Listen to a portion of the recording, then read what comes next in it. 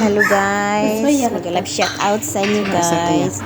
Ito guys, salamat sa nagbigay ng isda guys. Makakain na ako ng tinolang isda sa guys, pagkain ng Pinoy. Ang sarap guys, sariwa pa. Lagi ko ng dahon sili, litos. Nalagyan ko yan, tapos kamatis, sibuyas, luya, isang pirasong isda. Ginawa ko ng 3 guys.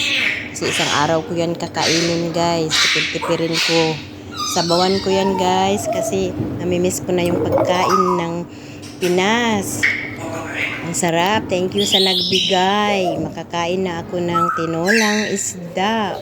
With litos. With siling dahon. Wala. Sarap sana yung kangkong guys. Kaya ngayon guys, lulutuin ko na siya. Sabaw-sabawin ko na siya. Lagyan ng asin, bitchin. Wow, ang sarap ng ulo ng isda, guys. Ayun, buntot. Ang sarap. Kaya mayroon na akong sustansya.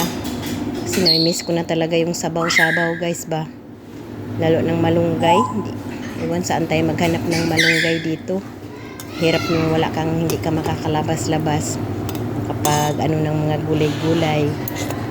Kaya ito na lang. Thank you din sa nagbigay ng isda.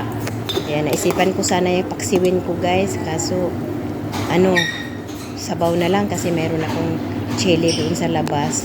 Kinuhaan ko na yung dahon. Kaya sinabaw ko na lang. So, lagyan ko ng kamatis. Yan, ilagay ko na yung mga gulay. Para maya-maya, makakain na rin tayo ng hapunan. Timing din, hapunan. Hapon ko niluto guys. Ngayong gabi pala, gabi. Kahapon ko pa yan sana lutuin kaso lagi kami umaalis, wala akong time. Kaya nilalagay ko muna siya sa ref, sa freezer. Tapos ngayon, maluluto na siya. Maya-maya makain ko na yan. Ang sarap. Bye-bye guys. Thank you.